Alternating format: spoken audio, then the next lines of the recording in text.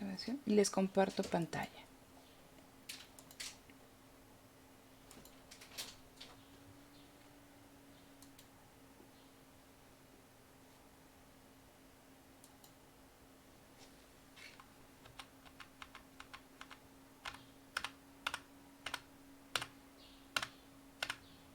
Aquí los quedamos, ¿cierto? Sí, ¿Sí? Ok. Entonces, ¿qué recuerdan de lo que vimos con Williamson? ¿Quién se anima? A ver, Javier. Eres el único al que veo, entonces por eso aproveché. A ver. ya. Ok. Pues la clase anterior me acuerdo mucho que vimos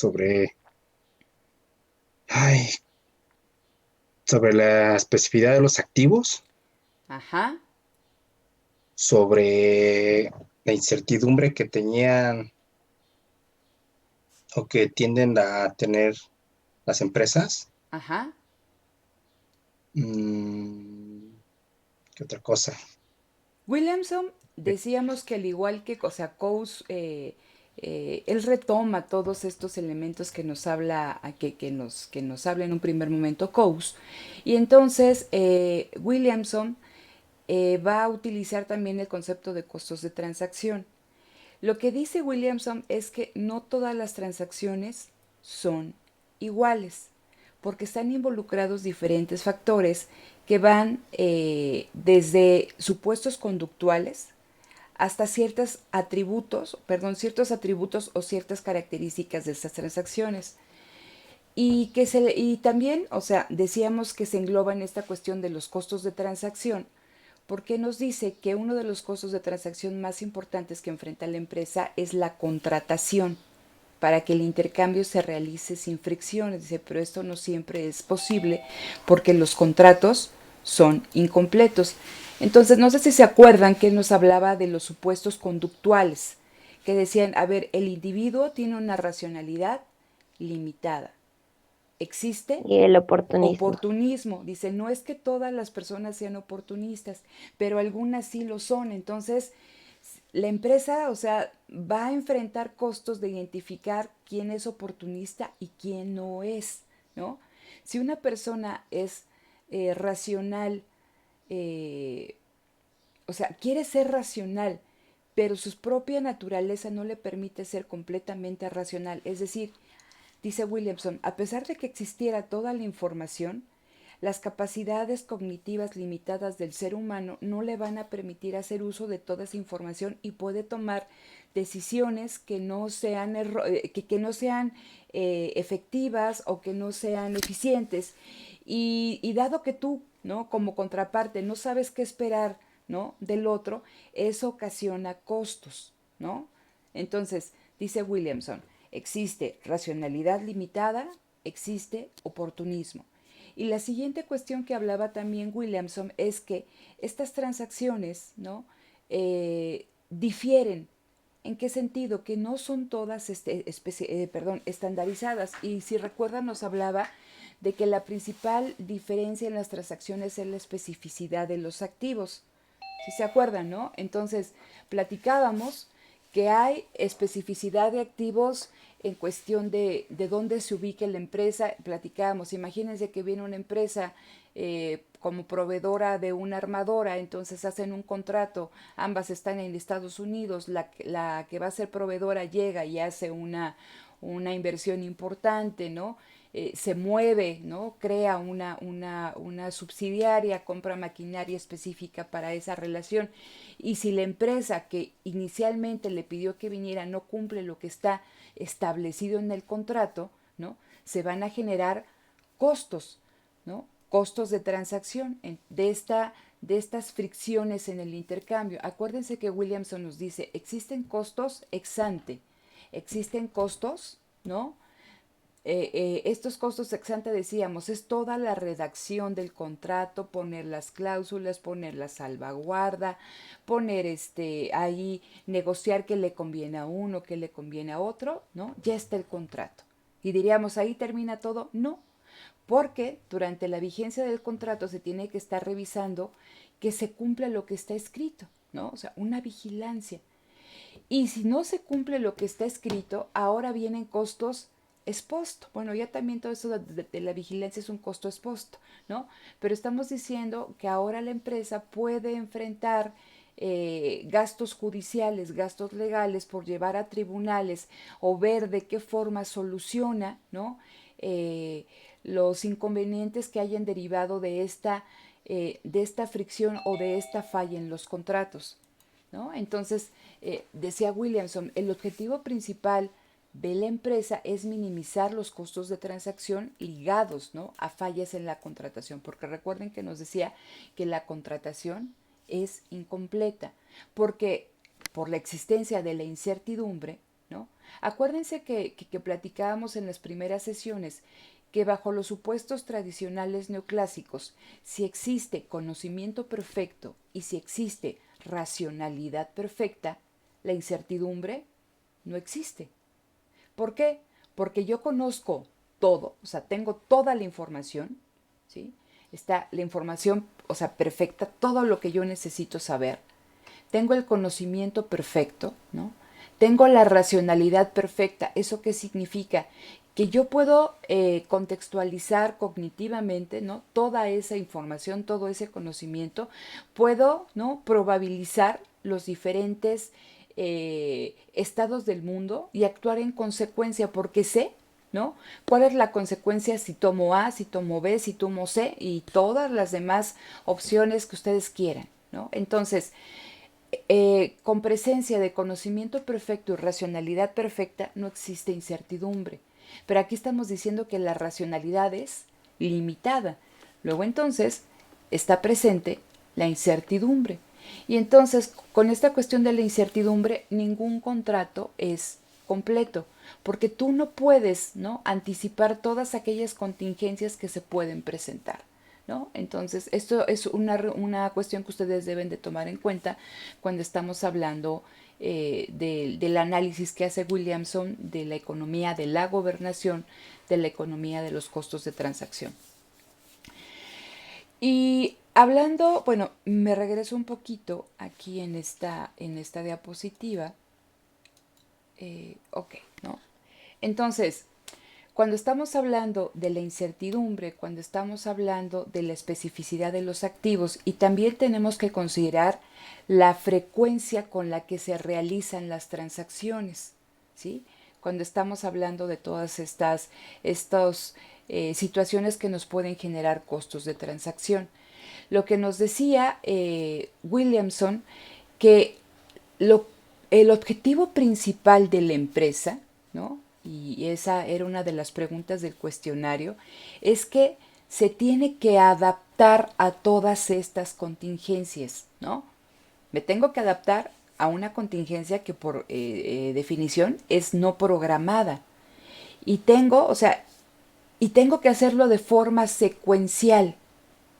Porque imagínense, o sea, el costo de transacción va a derivar porque hay un conflicto en la contratación.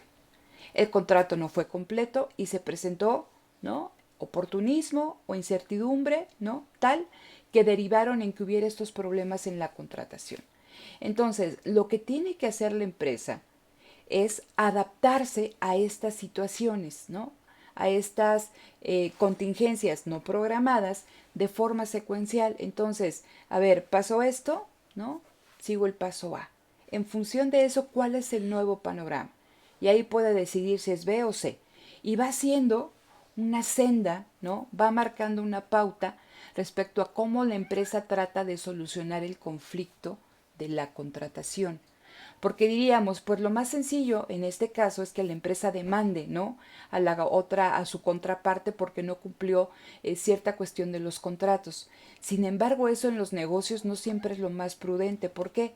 Porque otra cosa que nos decía Williamson es que existen muy pocos, o sea, a medida que se gana especificidad en el activo, no es lo mismo comprar cacahuates que comprar una máquina súper específica, ¿no? Entonces decía Williamson, si hay muy pocas empresas con quienes contratar, a veces hay dos o tres. Bueno, y ahí el gato, ya ven, siempre hace su show en la mañana. Si hay empresas, hay dos o tres, entonces, más que llegar a un conflicto legal, me conviene negociar de qué forma, ¿no?, podemos ir solucionando estos conflictos en la contratación. Porque acuérdense que detrás de esta cuestión de la contratación hay, ¿no?, existe un proceso productivo que puede que no se esté cumpliendo, ¿no? Entonces, la empresa tiene que realizar adaptaciones secuenciales y no siempre, ¿no?, los conflictos legales son la mejor solución. Entonces, la pregunta respecto a la transformación fundamental y la transformación intertemporal tiene que ver con lo siguiente, chicos. Vamos a revisar primero la transformación fundamental. Voy a leer algunas cositas que están aquí en la diapositiva y lo explico. Dice Williamson, cuando estamos hablando de dependencia, se puede dar paso de una relación multilateral a una relación bilateral. La identidad importa. Las empresas toman identidades distintivas a lo largo del tiempo. De un número grande se puede pasar a un número pequeño y de ahí a una oferta bilateral. Explico. Nos dice el autor, ¿no?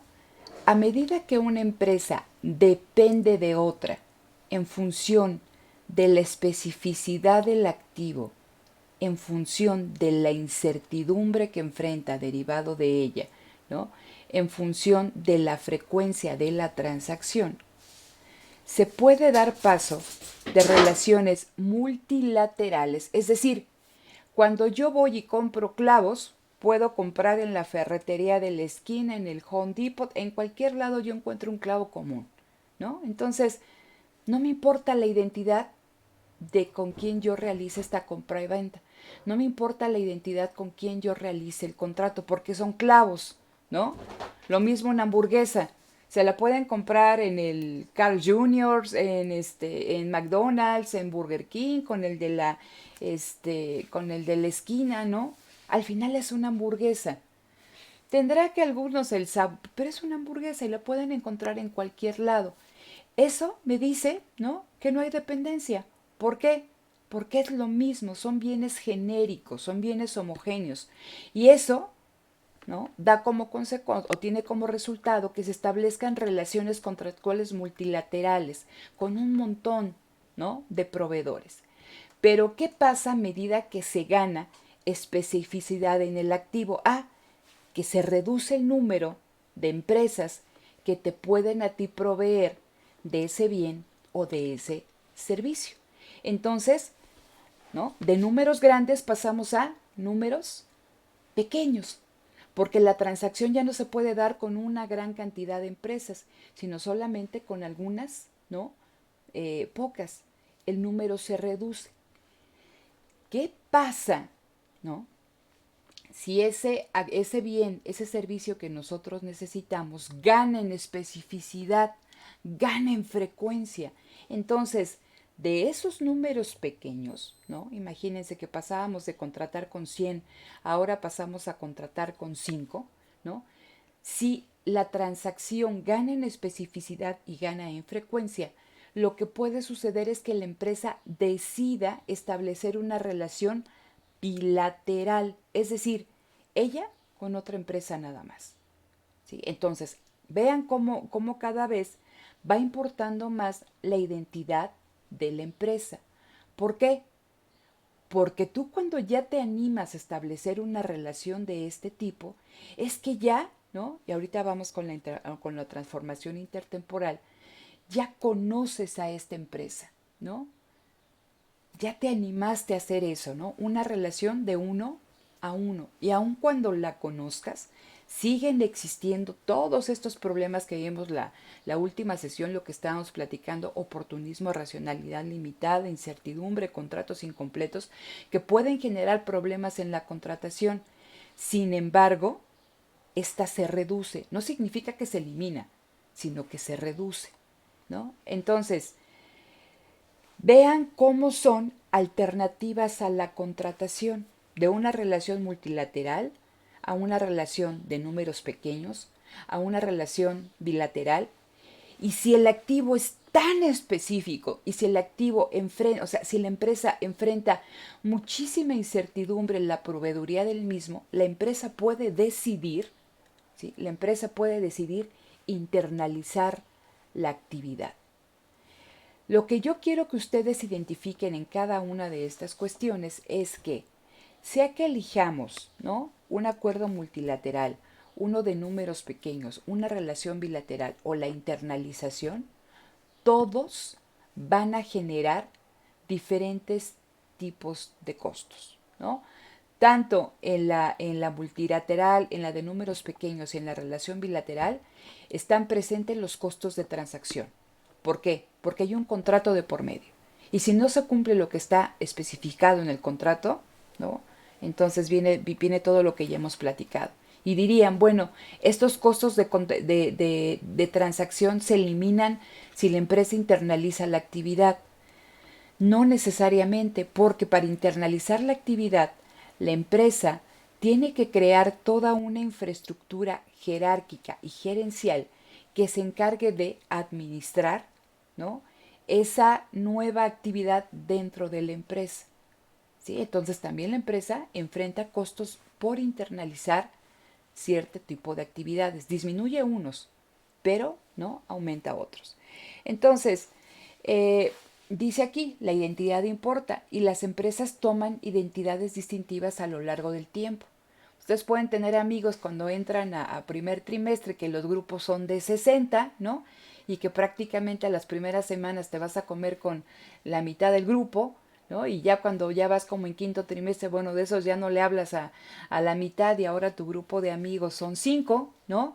Y a lo largo del tiempo ustedes terminan la carrera siendo su amigo una persona, ¿no? Y después ya no le hablan a nadie, ¿no? Ustedes son solitos. Entonces, a lo largo del tiempo, las empresas van tomando diferentes identidades en función de estas transacciones. ¿Sí se va entendiendo? Entonces, dice Williamson aquí, debemos de tener claro que en un contrato, ¿no?, si no existen salvaguardas, ¿qué es una salvaguarda? Es una cláusula, es una penalización, ¿no? Si no existen salvaguardas contra el riesgo de apropiación, ¿apropiarse de qué? ¿No? Cuando nosotros realizamos una compraventa, cuando realizamos una transacción, tanto comprador como vendedor esperamos recibir, ¿no?, un beneficio. Sin embargo, ¿no?, cuando existe racionalidad limitada, cuando existe oportunismo, uno quiere apropiarse de parte del beneficio del otro. Imagínense ustedes, ¿no? Hay un dicho que el coche más veloz es el que no es propio. Entonces ustedes le piden el coche al primo, a la prima, al tío, lo que sea, ¿no? Si no es tu auto, generalmente, bueno, esperemos que seas, que seas cuidadoso, ¿no? Pero cuando no es tu auto, lo manejas como sea. Piensen en muchos conductores de Uber que me decían, es que ¿sabes qué? Dice, yo prefiero manejar mi auto porque yo lo daba a trabajar, bueno, y lo traían, o sea, sucio, que ya se descomponía y todo lo demás. Dice, ¿por qué? Porque no es tuyo. Entonces, esta persona que manejaba el Uber sacaba todo lo que podía llevando al máximo al auto, dice, pero quien cargaba al final con la responsabilidad era el dueño del auto. Entonces, trasladando esto a lo que nos dice Williamson, que si no se establece una penalización en el contrato, existe el riesgo que la otra parte, por la existencia de todas estas cuestiones, ¿no?, de los supuestos conductuales, se quiera apropiar de parte de la ganancia del otro. Entonces, si no hay esa certeza de que se van a respetar la apropiación de las ventajas derivadas de la transacción, ninguna de las partes va a estar dispuesto, ¿no?, a invertir en activos específicos a la relación.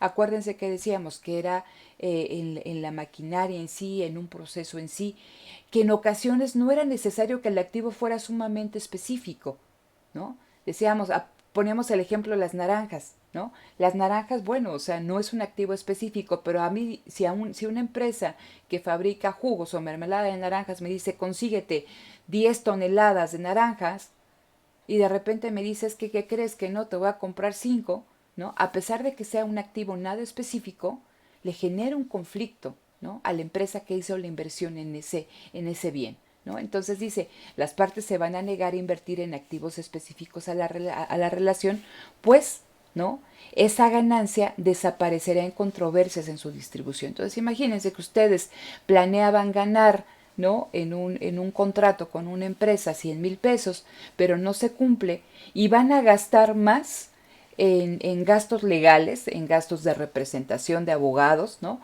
Que lo que ustedes en un principio iban a ganar en la relación.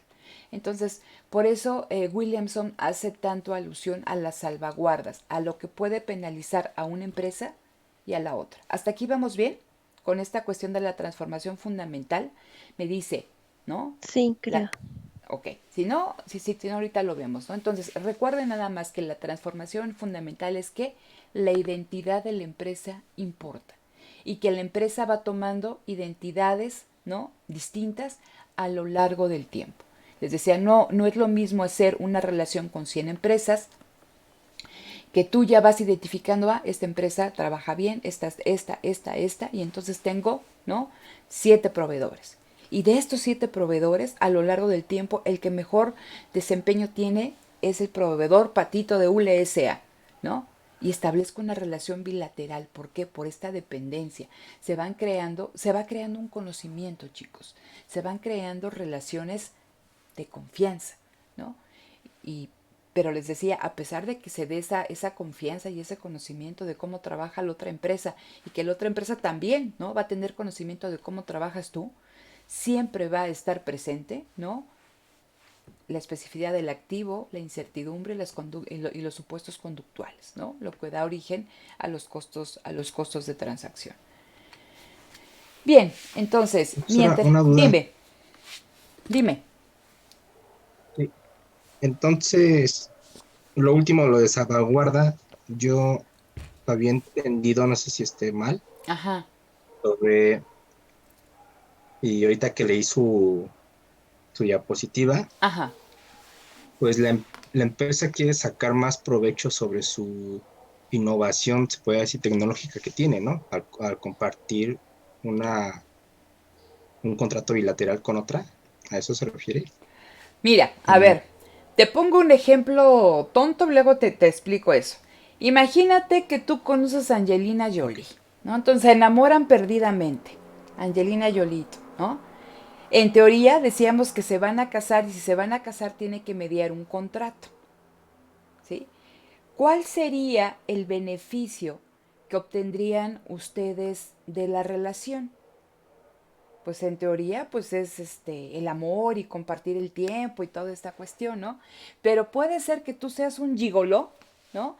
Y que lo que quieres de Angelina, pues no es su amor ni su cariño, ¿no? Sino que quieres quedarte con así que con los niños, ¿no? Porque son un montón, pero te quieres quedar con todo lo que gana o lo que ha ganado, la riqueza que ha tenido Angelina a lo largo de toda su carrera cinematográfica, ¿sale?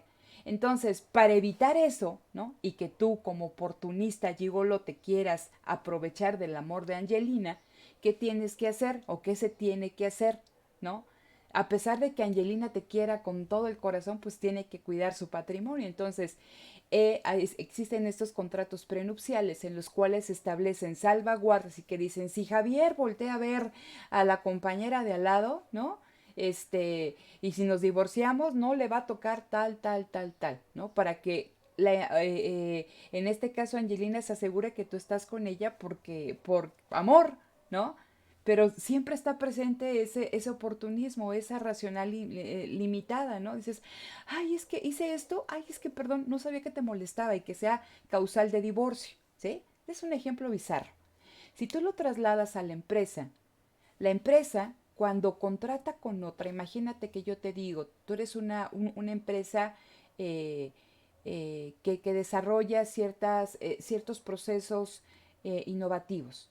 Entonces, yo como empresa subcontrato contigo esa cuestión de innovación, no la realizo yo. Tú, para realizar la innovación que yo te estoy pidiendo, vas a tener que invertir en un activo específico, llámese una maquinaria, y decíamos en el capital humano, en cuestiones de investigación y desarrollo, que puede que una vez o sea, que arribemos al resultado que yo te pedí, ese activo específico, esa innovación, sea útil nada más para mí y que tú, ¿no? No la puedas colocar en otros usos alternativos. Entonces, tú vas a decir, ok, ¿quieres que yo te cumpla con A, B y C? En el contrato vamos a establecer salvaguardas de qué ocurre si yo enfrento problemas y no llego, ¿no? A lo que tú me pediste, ¿qué sucede en este caso? Ah, que si yo llego y que tú no quieres comprar la innovación porque tú dices que no cumple con tus requerimientos, ¿qué sucede en este caso? Por eso muchas empresas, ¿no? Para compartir el riesgo, son el joint venture, ¿no? Esta aventura conjunta, que dicen, a ver, entonces yo me comprometo a esto, pero yo también invierto una cierta cantidad de dinero, te ayudo a comprar ciertas cuestiones específicas o características que tú necesitas para realizar esto que te estoy pidiendo, ese activo específico a la transacción. A eso se refiere la salvaguarda. ¿Por qué? Porque imagínate entonces que tú haces todo ese gasto y que en un determinado momento yo ya no quiera cumplir o bien honrar lo que dice el contrato, ¿sí? Lo que tú ibas a ganar ahora lo vas a perder. ¿Por qué? Porque no lo puedes, o sea, no es así como que hay una hamburguesa, no me la compró Chucho, se la vendo a Pedro. No, aquí es un activo sumamente específico que no tiene, ¿no? Otros usos alternativos. Y si alguien te lo quiere comprar, lo vas a tener que vender con un costo por debajo, perdón, con un precio por debajo de lo que tú esperabas obtener, ¿no? Y quizá ese precio apenas si te permita recuperar los costos de inversión, ¿no? En ocasiones no te lo permite. ¿Por qué? Porque es específico a una relación. Entonces, el oportunismo, la racionalidad limitada y los contratos incompletos dan lugar, ¿no? A que una de las partes se quiera aprovechar, ¿no? De las ganancias del otro. Y por lo tanto, dice aquí Williamson, ninguna de las partes se va a animar a hacer inversiones en activos específicos si no existen las salvaguardas, ¿no? Que protejan las ganancias de esa transacción. Y aún así, con salvaguardas, existen conflictos de contratación. Sin embargo, las salvaguardas actúan como un incentivo de que si te portas mal, esto te puede ocurrir, ¿no? Porque acuérdate, te portaste mal y está la penalización, como dicen los demás, ahora cóbrame, ¿no? Ahora castígame. ¿Cómo le haces? ¿Sí? Por eso dices, bueno, si no te puedo cobrar, ¿de qué manera le podemos hacer para que cumplan lo que está establecido? ¿Sí me explico, Javier? ¿Sí? Sí, sí, sí, muchas gracias, profesora. Ok. Me queda mejor claro. Gracias. Perfecto. Entonces, decíamos que si en la transformación fundamental la identidad de la empresa importaba, cuando estamos hablando de la transformación intertemporal, aquí estamos hablando de cuestiones de transformación, que es lo que ya platicábamos. Dice, la adaptación es el problema central de la empresa. ¿Sí? Entonces dice, la empresa enfrenta un proceso de transformación ante los cambios que se dan en las transacciones, ante los cambios que se dan con otros agentes económicos y también ante los cambios que se dan en el mercado. Porque recuerden que está presente la incertidumbre, ¿sí? Y la empresa se está moviendo en un entorno dinámico, está interactuando con agentes que también son dinámicos y están sujetos a una transformación continua. Entonces dice, la empresa, cuando se presentan estas fricciones en la transacción, se tiene que ir adaptando a ellas y tiene que ir, ¿no? Adaptando también los contratos para que, ¿no? Puedan enfrentar de mejor forma estos cambios ambientales, tecnológicos o humanos, ¿sí? Entonces dice aquí, el dilema básico que va a enfrentar la empresa es el vis a vis entre costos burocráticos y costos de mercado. Les platicaba, ¿no? Que cuando yo contrato, ya sea de forma multilateral, en números pequeños o una relación bilateral, significa que la transacción se realiza en el mercado, ¿sí? Que siempre va a haber de por medio un contrato y si hay un contrato están presentes los costos de transacción, ¿sí? Por eso dice aquí, costos de mercado. ¿Qué pasa si por la especificidad, por la frecuencia, por la magnitud de la operación, la empresa dice, no, es que esto es lo central que yo debo de cumplir? Y dice la empresa, entonces internalizo la actividad. pero internalizarla me va a generar costos burocráticos. Costos burocráticos, ¿por qué? Porque yo debo de tener toda una estructura gerencial que se encargue de estar administrando y gestionando, ¿no?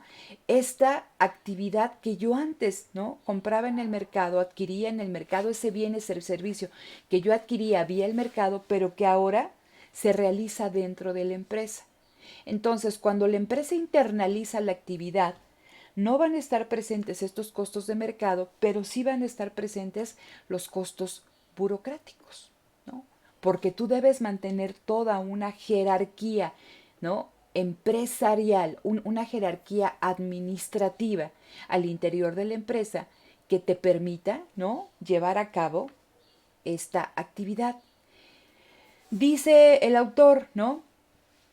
En esta cuestión de la adaptación que se le pide a la empresa, quizá cuando la empresa internaliza actividades, dado que está, ¿no? dentro del mismo grupo, dentro de la misma empresa, le permite adaptarse mejor a todos los cambios que hablábamos aquí, a los cambios ambientales, tecnológicos, humanos. Lo que no es tan fácil hacerlo cuando las relaciones son de mercado. Dice entonces, la internalización de actividades, si bien le permite a la empresa tener una mayor capacidad de adaptación, también le genera costos burocráticos. Platicábamos, ¿no? Con Coase que cuál era el límite del crecimiento de la empresa y decíamos, ¿no? Que el límite del crecimiento de la empresa para Coase derivaba de los rendimientos decrecientes en la actividad empresarial, ¿no? Que a medida que teníamos mayor cantidad de actividades dentro de la empresa, el empresario, ¿no? Porque nos hablaba del empresario, ¿no? Corría el riesgo de equivocarse y entrar en rendimientos decrecientes. Entonces Coase nos decía, cuando el beneficio obtenido por internalizar la actividad sea menor, ¿no? que lo que me costaría, ¿no? comprarla en el mercado, la empresa va a optar por comprarla en el mercado. Pero cuando el beneficio de internalizar la actividad sea mayor que comprarla o adquirirla en el mercado, la empresa la va a internalizar. ¿Cuál va a ser aquí mi punto de comparación? Los rendimientos decrecientes en la actividad gerencial. Cuando yo empiezo a ver, imagínense, ¿no? Una función de producción neoclásica, ¿no? Entonces, hay un punto en que conviene que se internalice la actividad, ¿no? Pero luego llega un punto en que empieza a caer, ¿no? Cuando llegamos a este punto, sí es hasta donde es el límite, ¿no? Al cual la empresa puede crecer. Y acuérdense que la empresa crece internalizando actividades. Cuando estamos hablando, ¿no? Aquí con Williamson, va a ser similar. ¿Cuál va a ser mi referencia? Los costos de mercado, los costos de transacción, respecto a los costos burocráticos, ¿no? que se generan dentro de la empresa.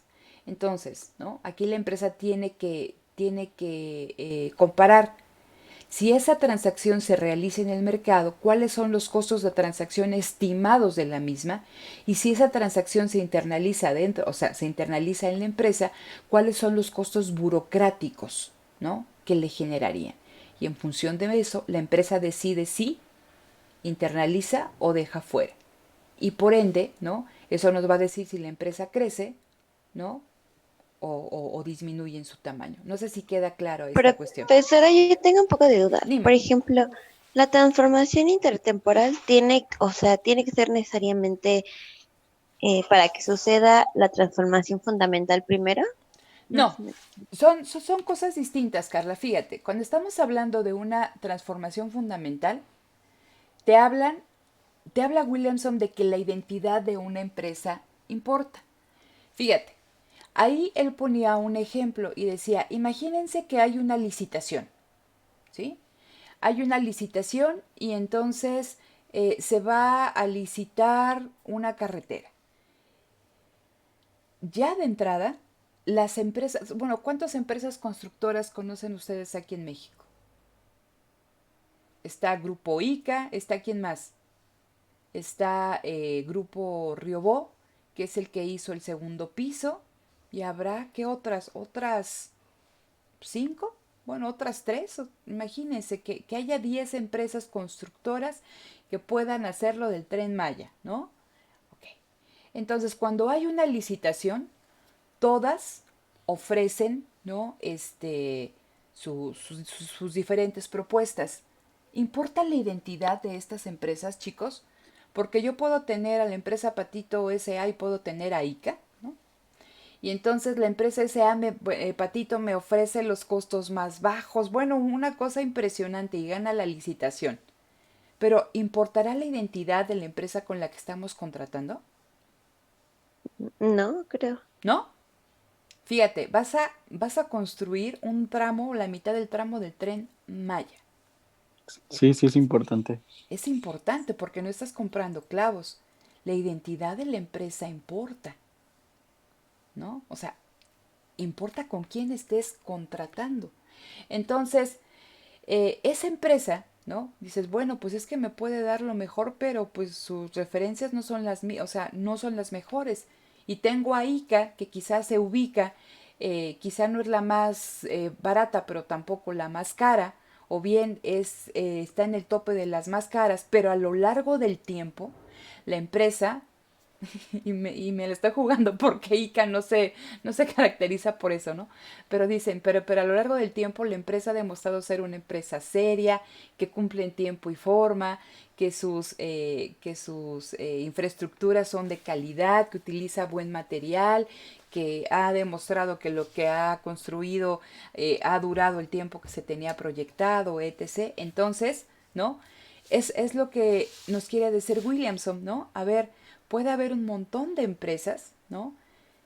E ICA, ¿no? También ha ido creciendo a lo largo del tiempo. Entonces, con esta cuestión de la transformación fundamental es que cuando tú contratas con alguien, te importa mucho con quién estás contratando. Sí, el activo es específico. Sí, la inversión es muy grande.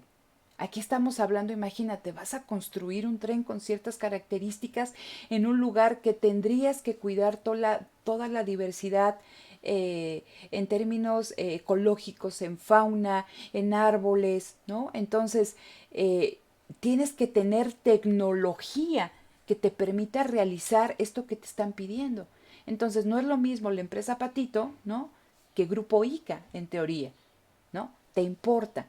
Y dada esta relación, fíjate, se establece una relación de gran, o sea, eran números pequeños, porque aquí estábamos hablando que son contadas las empresas constructoras en México, ¿no? Y pueden venir otras internacionales, pero tampoco estamos hablando de 1000, ¿no?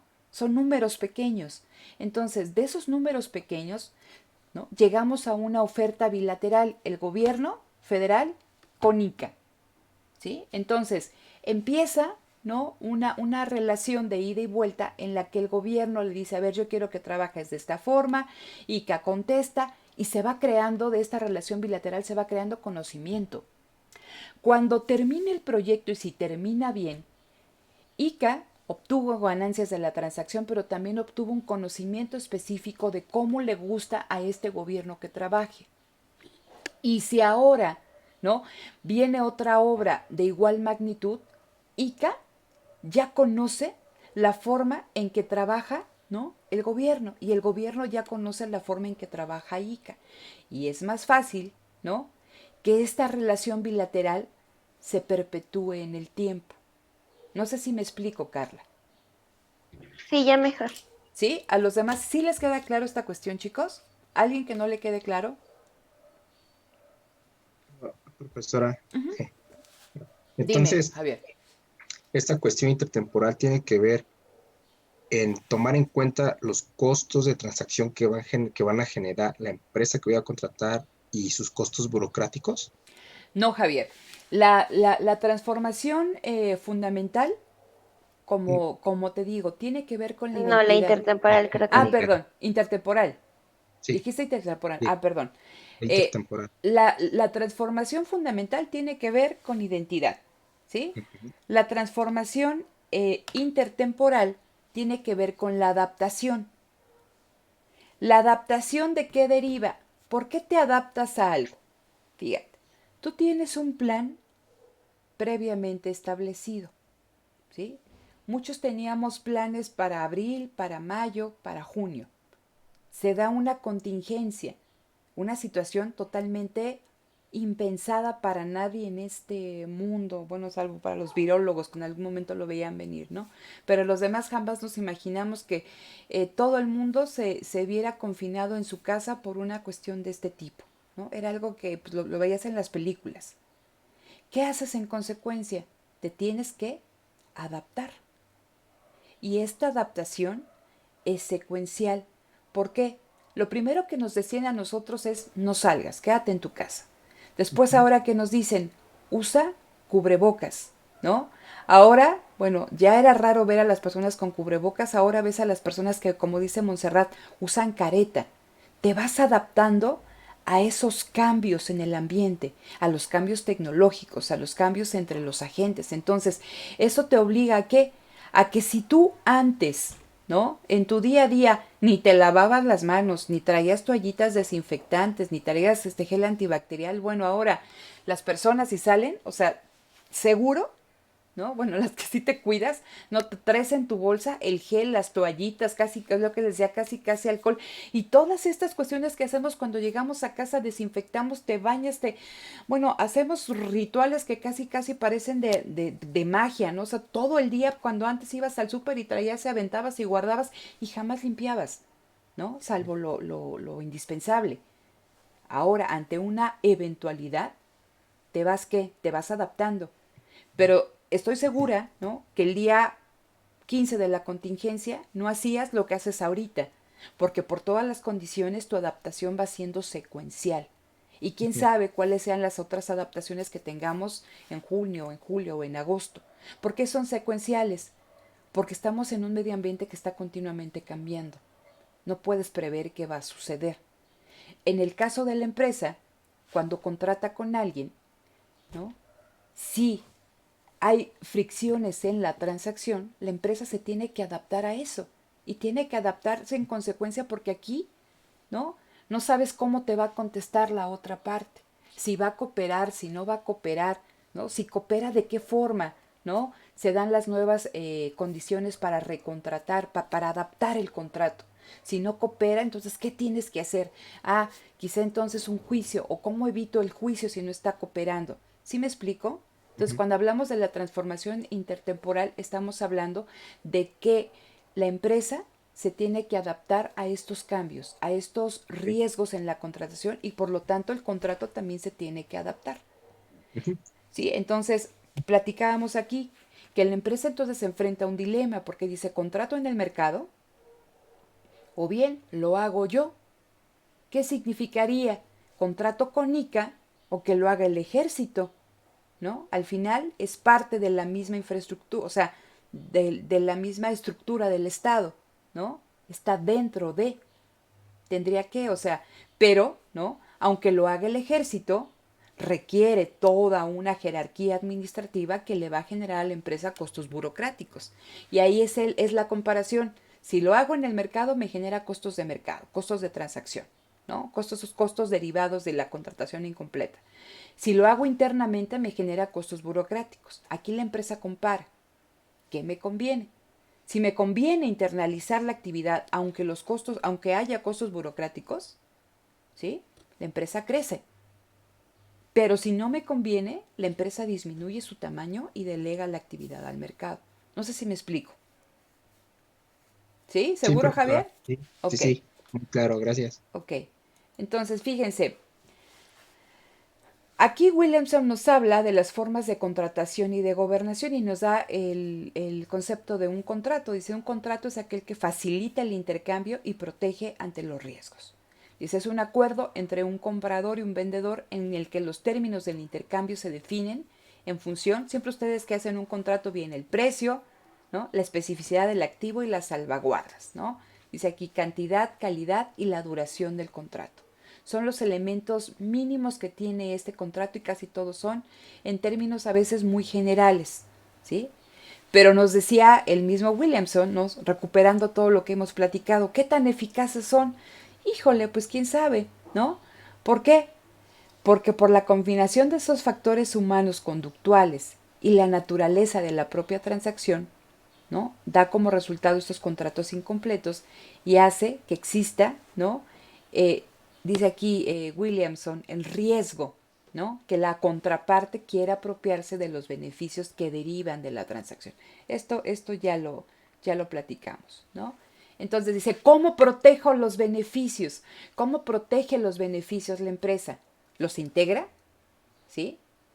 Y esta integración puede ser a través de fusiones o adquisiciones de las otras empresas, o sea, de esa actividad. Dice, puede venir a través de un contrato de compra recíproca, lo que les decía, ¿no? Dice, un intercambio de rehenes. El intercambio de rehenes es que yo pierdo, ¿no? Si no cumplo esto, pero tú pierdes si no me cumples con lo que está establecido, ¿no? Tú vas a invertir, pero yo te aseguro comprarte toda la producción durante 4 años. ¿Qué es lo que hacen las armadoras cuando va a salir un nuevo modelo, ¿no? Con todos los proveedores dicen, a ver, ¿quién tiene la capacidad de hacer esto y que cumpla con todas estas condiciones que yo requiero en términos de precio, de calidad, de estandarización, de innovación tecnológica, si se requiere, etc. Entonces hay varios proveedores, pero de eso el número se reduce. ¿Y qué te asegura la empresa para que tú te animes a realizar esa inversión, para darle esa parte, esa parte del auto, ¿no? O realizar esa innovación que te está requiriendo la empresa? La empresa, en un contrato de 4 años, que es lo que dura el modelo, te va a asegurar que te va a comprar una cierta cantidad del producto a un precio en específico, ¿sí? Y que después que quizá ese modelo esté descontinuado, te va a seguir comprando por 5 años. Entonces, es este contrato de compra recíproca. Yo te compro, ¿no? O sea, tú compras lo que requieres para mi transacción particular y yo te aseguro un contrato de 4, 5, 6, 7 años. ¿Sí? Dice, hay un intercambio de rehenes. ¿Qué es el intercambio de rehenes? Les decía, se da a través de las cláusulas, los incentivos para que las dos partes cumplan con lo que está establecido. Al final es una cuestión de incentivos, chicos, de alineación de intereses, que te convenga más cumplir que no cumplir. ¿Sí me explico? ¿De qué otra forma se protegen los beneficios derivados de la transacción? Dice aquí, ¿no? Con un contrato de propiedad parcial. Vas a invertir en la compra de esta maquinaria, yo te pongo la mitad, ¿no? Estamos compartiendo, ¿no? La compra conjuntamente, ¿no? Estamos compartiendo el riesgo. En un proceso de innovación, eh, yo di durante mucho tiempo aquí en la FES Zacatlán, porque antes de que hiciera la maestría estuve trabajando como gerente de aseguramiento de calidad en una empresa. Entonces, yo daba aquí en la FES Zacatlán control de calidad y tenía unos alumnos, bueno, tuve unos alumnos y de hecho esa era toda mi intención de llevarlos a ustedes a TF Víctor, que ellos son proveedores de Nissan. Y cuando tuve a estos chicos que eran ingenieros, ellos estaban realizando investigación y desarrollo para Nissan en la cuestión de un polímero, ¿no? Y me platicaban, dice, no, es que ya llevamos 2 años y no llegamos a la consistencia, ¿no? Del polímero que se necesita porque tiene que ser muy duro para aguantar estas condiciones y debe de aguantar tal temperatura, etc., ¿no? Dice, entonces iniciamos, dice, pero no, o sea, no sabemos si vamos a llegar a lo que nos pidió Nissan, ¿no? O a dónde vamos a llegar. Entonces imagínate, ¿no? Es una empresa, pues no sé, mediana, grande, TF Víctor, es ahí importantilla, ¿no? Pero imagínense todo el gasto que está detrás de este proceso de investigación y desarrollo, por muy básica que sea la investigación y desarrollo. Entonces, debe de haber una salvaguarda que proteja, ¿no? A TF Víctor de todo lo que está invirtiendo. Y eso puede ser que haya un contrato de propiedad parcial en la compra de maquinaria o en la contratación de capital humano o en la compra del insumo, etc., ¿no? O que diga, no, no importa, o sea, tú haces esto y o sea, en lo que da, ¿cómo se llama? Resultados, yo te compro otra cosa. ¿Sí me explico?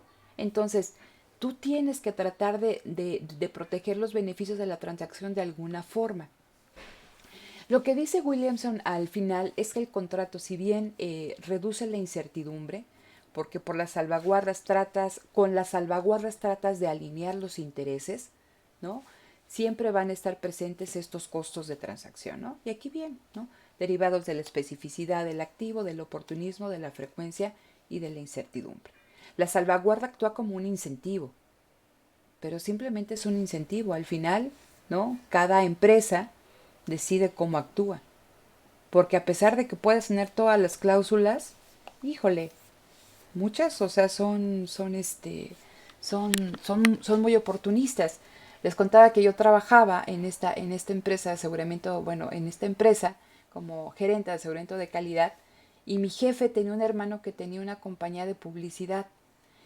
Y bueno, era la persona más oportunista del mundo que ustedes no tienen idea. Hacía contratos de generarle publicidad a Pepsi, ¿no? Y se le entregaba en otros colores, no se le entregaba, se manchaba. Y para no contestar, mandaba, y yo me enteraba porque desviaba las llamadas a los teléfonos de la empresa. Entonces tú contestabas y eran todos los de Pepsi reclamándote porque tal, tal, tal.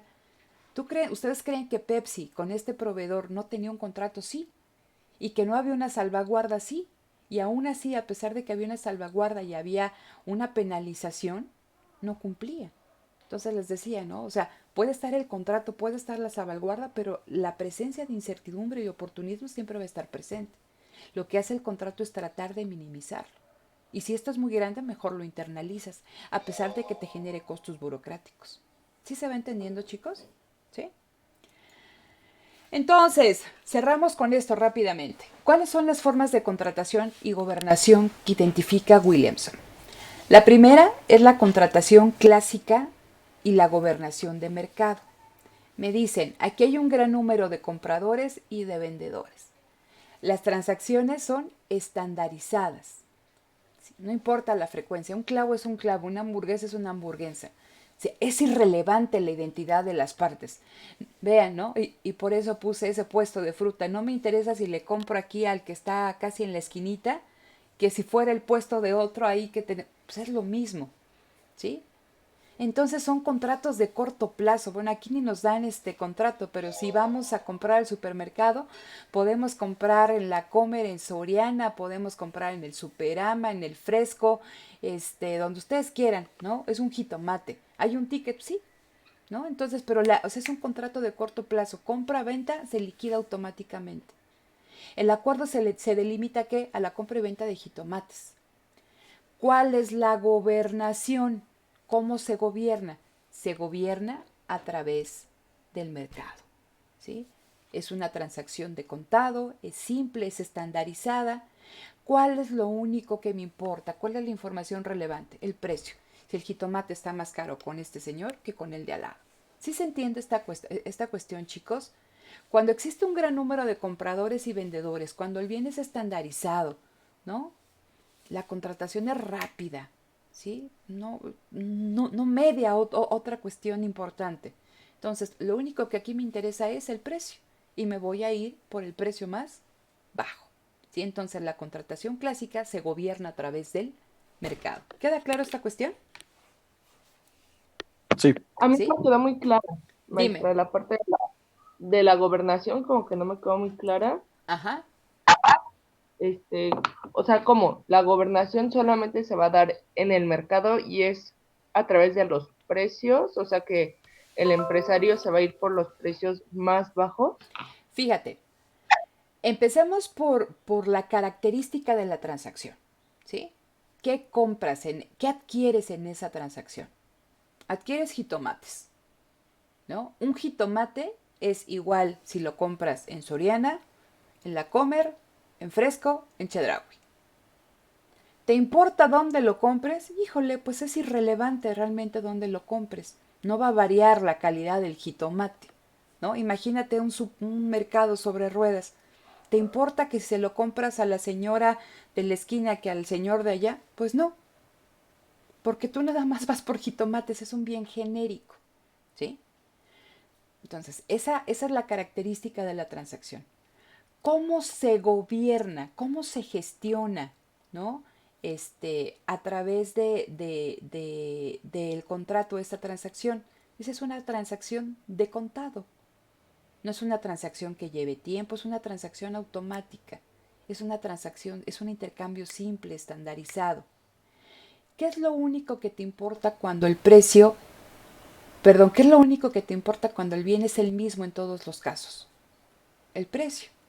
Entonces tú vas a buscar ese bien o ese servicio con aquel proveedor que te dé el precio más barato. ¿Por qué? Porque no vas a pagar 50 pesos por un kilo de jitomate aquí y si el otro lo da 25 y es lo mismo. Entonces, ¿cómo se gestiona esa transacción? Se gestiona a través del mercado, que es quizá lo que les hace ruido con la forma de gobernación, ¿no? Entonces, dice, ¿cómo se gobierna esa transacción? En el mercado, ¿sí? No es necesario ni conocer al vendedor, nada. No sé si me explico, Monse. Sí, ya me quedó más claro, maestra. ¿Sí? Ok. Pasamos, ¿no?, a la contratación neoclásica y la gobernación trilateral. Vean, ¿cómo es la transacción? Dice, son transacciones de tipo ocasional, pero el bien o el servicio que se intercambia es no estandarizado. Entonces aquí me están diciendo que ¿qué? Que ya el activo tiene cierto tipo de especificidad, ¿sí? Porque también me dicen que la transacción no es frecuente, sino es ocasional. Pero dado que el activo ya tiene un cierto tipo de especificidad, entonces aquí los contratos, ¿no?, que protejan las ganancias derivadas de esa transacción, sí tienen que tener salvaguardas muy específicas, ¿sí? Ya se tienen que hacer salvaguardas. No en el caso de los jitomates, pero aquí dado que el activo ya es algo específico, se tiene que, ¿qué? Se tienen que poner ciertas salvaguardas, cierto intercambio de rehenes que permitan, ¿no?, que las partes que van a estar conviviendo en esta transacción, ¿no?, tengan el incentivo de cumplir lo que dice el contrato. Entonces dice aquí, ante eventualidades futuras, ¿no? Dice, las adaptaciones no son evidentes hasta que no se materialicen las circunstancias. ¿Por qué? Porque tú contratas con alguien, pero no sabes cómo va a evolucionar esa transacción. Entonces tú te vas a adaptar en función de las circunstancias que enfrentes. Si todo se cumple bien, pues nunca tuviste que adaptarte. Pero si hay alguna fricción, ¿no?, como dicen en este enfoque, la empresa se va adaptando de forma secuencial. Dada, ¿no? Profesora, Dime. tengo una duda. Ajá. ¿Por qué las transacciones de tipo ocasional, bueno, por qué aquí sean transacciones de tipo ocasional? ¿Por la especificidad del activo? No, son dos cosas distintas, Carla. Imagínate, tú requieres como empresa una, eh, una maquinaria muy específica, ¿no?, que solamente alguna empresa productora de bienes de capital, dada el conocimiento y la tecnología que tienes, lo puede hacer, ¿no? Pero esa maquinaria, pues la vas a comprar una vez en todo el tiempo de vida de la empresa. No es una transacción que sea frecuente, ¿no? Cuando estamos hablando de tipo ocasional, estamos hablando de la frecuencia de la transacción. Cada cuando se realice. Puede ser que la compres solo una vez, pero que sea un bien no estandarizado, que sea un bien específico, ¿sí? Entonces, a pesar de que la realices en una sola ocasión, tiene que mediar un contrato donde se establezcan salvaguardas que animen a las dos partes, ¿no?, a la que compra y a la que vende, a que cumplan lo que está especificado en el contrato. ¿Sí me explico? Ok, Por sí, eso ya. dice, existen fuertes incentivos para vigilar su cumplimiento, ¿no? Dice aquí, la empresa en el punto A no sabe a qué se va a tener que adaptar. A medida que se van presentando las circunstancias, se va adaptando a ellas. Por eso aquí en la parte final dice, las adaptaciones se realizan partiendo del acuerdo original. ¿Hasta aquí vamos bien?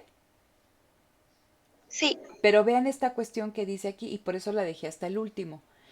Dice, ojo, en este tipo de contratación neoclásica y gobernación trilateral, se dice que cuando se presentan problemas, ¿no?, en la transacción, se va a preservar la negociación. No es de que te vas directamente a un juicio, ¿no?, sino que vas a tratar de que haya una institución adicional, un tercero, que permita que se dé esta negociación. Piensen en un matrimonio que se está divorciando, ¿no? Antes de que te vayas a divorciar, pues bueno, y que es mucho en Estados Unidos, vamos a ver un consejero matrimonial, ¿no? Y ahí tienes al consejero matrimonial que es un tercero, ¿no? Que se involucra en esta relación y que te da un consejo ¿para qué? Para preservar, ¿no? la negociación. Es lo mismo aquí, o sea, es mejor, como dicen, un mal acuerdo que un buen pleito, no sé cómo va el dicho, ¿no? Entonces, en este tipo de contratación ya hay especificidad en el activo a pesar de que se dé en una sola ocasión. Va a haber un contrato con cláusulas específicas, el cual se va a ir modificando en función de cómo cambien las circunstancias, ¿no? Y esa modificación, esa adaptación, se va a buscar, ¿no? A través de una gobernación trilateral que preserve la negociación entre las dos partes. No sé si queda claro este tipo de contratación y de gobernación. Sí, creo que sí. ¿Sí? ¿Los demás? ¿Sí? ¿Más o menos? Yo sí. ¿Sí? Sí, se queda claro. Ok. Sí, Vamos, Sí. ok. Vamos con esto, vean, y dice aquí, ¿qué pasa cuando la transacción gana en especificidad y hay pocos oferentes y demandantes? Vean cómo se van reduciendo los números, de números grandes a números pequeños, y llegamos a lo que les platicaba en un momento, ¿no? Si la transacción, si el bien gana en especificidad, gana en frecuencia y hay una gran incertidumbre, la empresa puede decidir por internalizar la actividad o establecer una relación vis a vis, de uno a uno, que es la relación bilateral. Entonces dice aquí, vamos a encontrar la contratación relacional y la gobernación bilateral y unilateral. Dice, a medida que gana complejidad la transacción, ¿no? A medida que gana frecuencia la transacción, por eso nos dice, ¿no? Las transacciones son recurrentes, las empresas pueden recurrir a inversiones mixtas o que alguien haga una inversión altamente específica. Y lo que les comentaba en el caso de ICA, cuando tú estableces una relación bilateral con alguien, es que ya conoces a esa empresa, ¿sí? La relación, o sea, y no empezaste conociéndola hoy, sino quizá tú ya estableciste, ¿no? Otro tipo de transacción en un pasado y ya sabes, ¿no? Cómo trabaja. Entonces, tú vas conociendo a la empresa a lo largo del tiempo y cuando tú estableces una relación bilateral, su relación va evolucionando a lo largo del tiempo. Hay empresas que tienen proveedores, que han sido sus proveedores durante años y prácticamente, o sea, tú le mandas a la empresa lo que tú quieres y la empresa ya sabe qué es lo que tú necesitas. Es más, en ocasiones hasta esa empresa que es tu proveedora te propone. ¿Por qué? Porque se crea conocimiento entre las dos, chicos, ¿no? Entonces dice aquí, vean, pero aún, ¿no? Cuando se dé esta relación bilateral, siempre van a existir salvaguardas en los contratos, ¿sí? ¿Para qué? Son mecanismos autocrados para proteger las ganancias de la transacción. Entonces, partiendo de esta cuestión que me decían, de ¿qué pasa cuando la transacción gana en especificidad y hay pocos oferentes y demandantes? La empresa puede optar por una gobernación jerárquica, ¿sí? O por una gobernación híbrida. ¿Qué es una gobernación jerárquica? Internalizar la actividad. Y por eso puse aquí, ¿no? Los muñequitos. Aquí tenemos al CEO y aquí tenemos a todo el grupo de confianza del CEO y después a los que dependen de las decisiones de este grupo de confianza. ¿Qué nos dice aquí? El comprador y el vendedor son parte de la misma empresa. Puede ser que esté dentro de esa empresa o puede ser que sea todo un grupo corporativo que cuando tú necesitas corcholatas, ¿no? Y que antes tú las comprabas en el mercado, ahora, ¿no? En lugar de comprarlas, adquieres a la empresa que te las vendía, ¿sí? O adquieres otra empresa, ¿no? Que fabrique corcholatas. Imagínate que adquieres a la empresa, ¿no? Que antes te vendía las corcholatas. Entonces me dice esto, El comprador y el vendedor ahora son parte de la misma empresa. Y si son parte de la misma empresa, no tienen incentivos ¿para qué? Para actuar de mala fe, ¿no?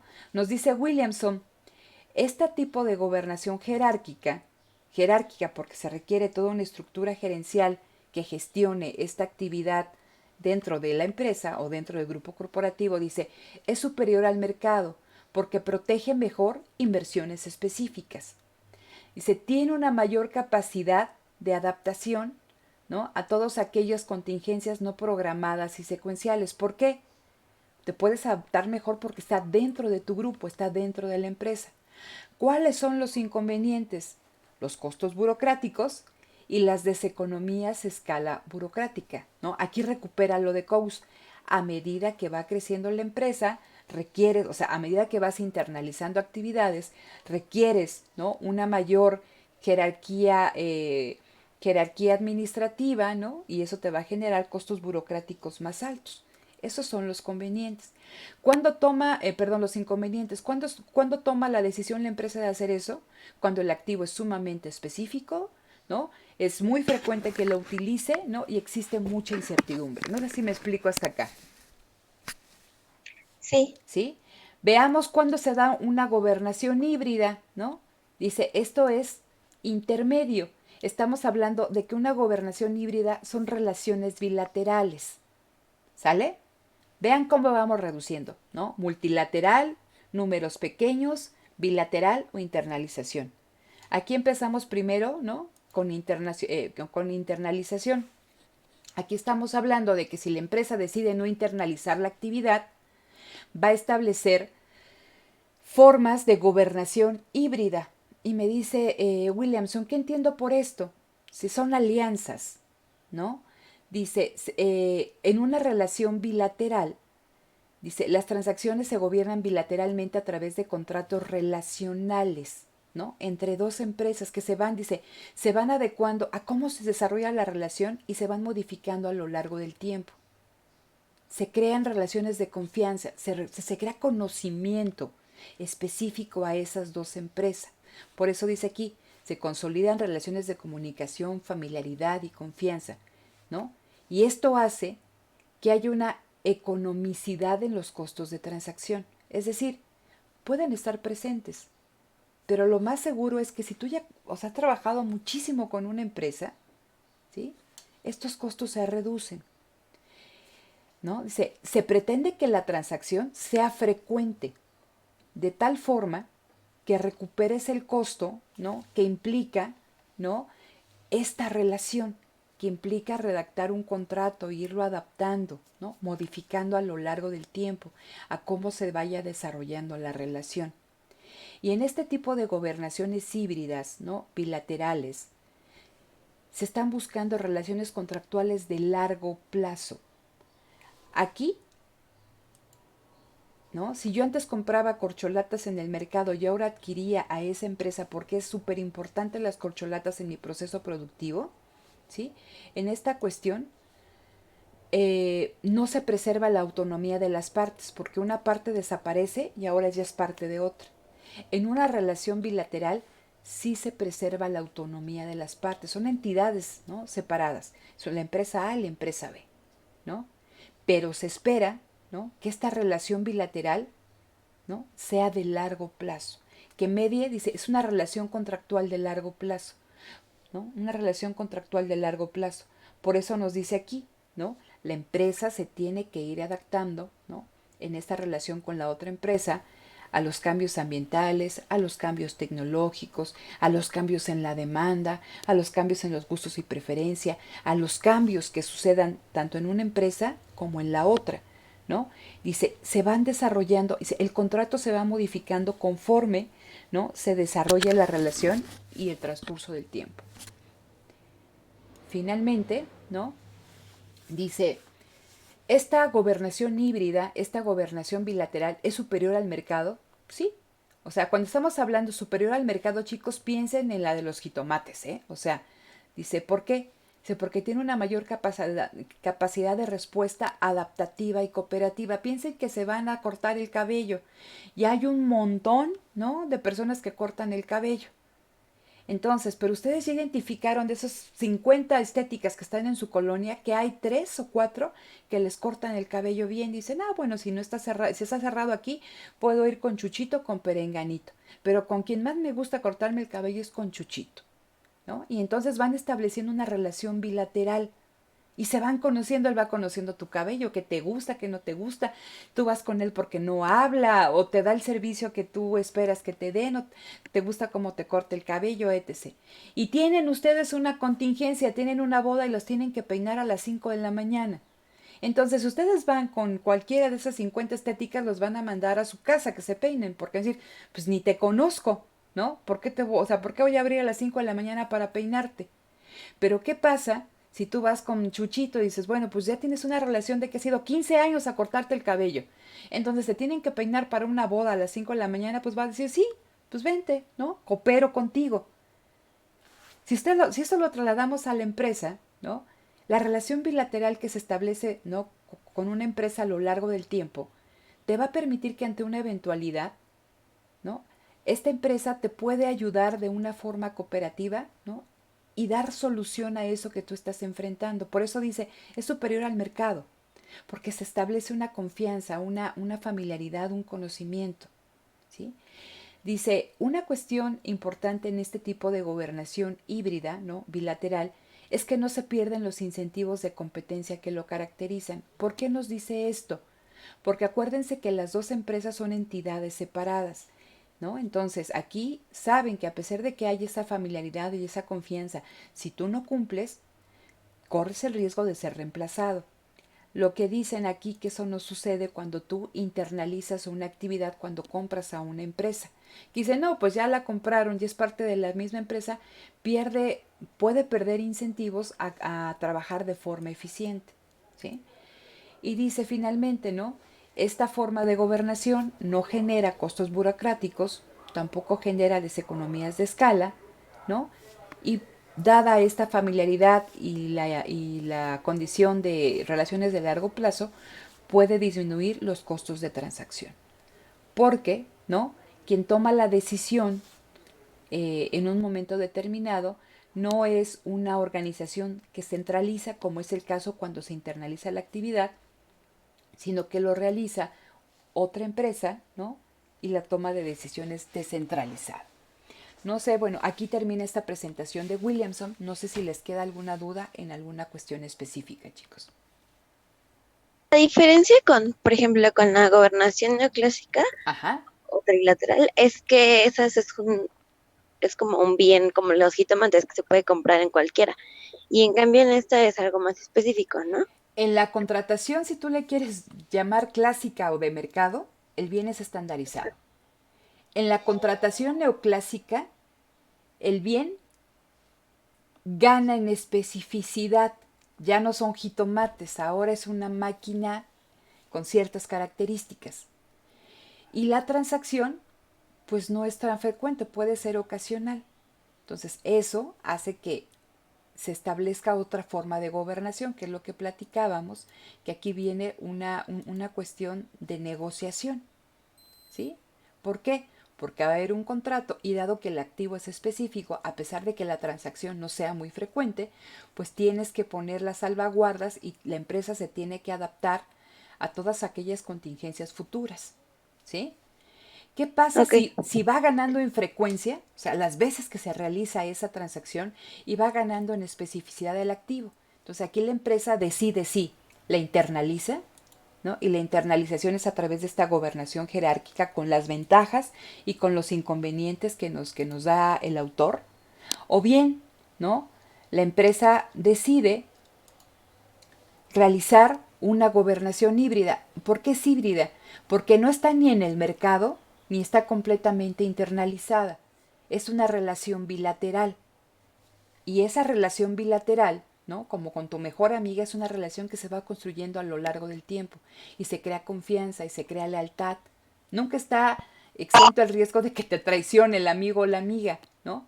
Pero sin embargo hay más confianza. Entonces, por eso dice aquí, está presente sí, ¿no? Pero esa confianza, esa relación de largo plazo economiza los costos de transacción, ¿sí? Dice entonces aquí, Van a ser dos entidades distintas que una sabe de que si no te cumple con ciertas cuestiones la puedes, este, eh, ¿cómo se llama? Cambiar por otra, ¿no? Dice, o sea, se mantiene esta cuestión de la competencia, dice, pero dado que te conoce, te permite a ti o te brinda mayor capacidad de respuesta adaptativa ante los cambios ambientales, tecnológicos, de gustos, lo que platicábamos en un momento. ¿No? No sé si quedó un poquito más claro, Carla. Sí, ya me queda un poquito más claro. ¿Sí? Dime, Monse. Pues esta transformación híbrida, no, más bien esta gobernanza híbrida, que es bilateral, está relacionado con la transformación intertemporal. Claro, claro. Ok, entonces también es como la mejor opción para las empresas cuando se trata de un bien especializado, de algo especializado, más que la internalización, porque no genera costos de gobernanza. Sí. La empresa, Perdón. costos burocráticos, ¿no? Sí, la empresa tiene que evaluar, fíjense, porque imagínense que una actividad, ¿no? Que un activo es tan específico, ¿no? Y lo utilizas de forma tan frecuente, cuando es tan importante para tu proceso productivo, para lo que tú haces, es tu actividad core, forma parte de tu actividad central, aunque te genere costos burocráticos, ¿no? Optas por internalizar la actividad. ¿Sí? Entonces, piensen en esta cuestión de las cadenas globales de valor, ¿no? ¿Y qué dice la empresa? La empresa se queda con sus actividades centrales y todo aquello que no es central, ¿qué hace? ¿No? Lo saca, lo subcontrata, ¿no? Con relaciones de proveeduría. Y ya, ¿no? Va a identificar la empresa si establece estas relaciones de proveeduría de forma bilateral o de forma vía la contratación neoclásica o de forma multilateral, ¿no? Dependiendo de la especificidad y dependiendo de la frecuencia del activo. Pero aquellos activos, aquellas inversiones que sean de verdad centrales, neurálgicas para la empresa, a pesar de que se generen costos burocráticos, la empresa dice no, la internalizo. Y lo demás lo subcontrato. Y aquí en la subcontratación vendrían diferentes formas de contratación y diferentes formas de gobernar esa transacción, de gestionar esa transacción. No sé si queda un poquito más claro. ¿Sí, Monse? Sí, maestra, muchas gracias. Perfecto. Entonces, ¿alguno de ustedes tiene otra duda, chicos? No. Yo, profesora, Ajá. sobre los videos, entonces... Ah, ok. Los videos. Los videos ya están mañana, el de Alchani Demsets y el de la teoría de la agencia. Y entonces revísenlos. Para la siguiente no tendrían que entregar nada porque ya el sábado sería el examen. De hecho, no sé si se fijaron, ya también ya está la adecuación para que ustedes puedan entregar sus cuestionarios el domingo. Entonces, revisen los videos, por favor, y nos veníamos el jueves a las 8:30. ¿Para qué? Para que ustedes aquí externen sus dudas, que no le entendieron, que quedan así como que lagunas, que no se hayan comprendido a través de la exposición, y si no acabamos, nos vemos el viernes para que ustedes puedan ir con los mejores elementos para su examen. Profesora, ¿Vale? ¿dijo el jueves? El jueves. Ah, el jueves tienen A clase las con la 8:30. doctora Betty. Ok, ¿a las 10 pueden? Sí. Ah, bueno, a las 10 es que yo me quedo con la idea, pero sí, porque los jueves me toca a las 7, pero no es manda, mis hijos, entonces mejor a las 10, ¿no? A las 10 Sí, de la mejor. mañana nos vemos el jueves, les mando la invitación y ya de ahí partimos, ¿les parece? Y ya mañana revisen las presentaciones ahí en el canal de YouTube. De cualquier forma yo les comparto ya el link ahí para que únicamente entren y ya las puedan revisar. ¿Sale? Ok. ¿Ok? Perfecto, gracias, maestra. Ok, gracias. Perfecto. Entonces cuídense mucho y nos vemos el jueves a las 10 de la Jueves. mañana. Ándele. Gracias, buen fin de Hasta semana. luego. Gracias, hasta Adiós. luego. Ya, bye. Bye.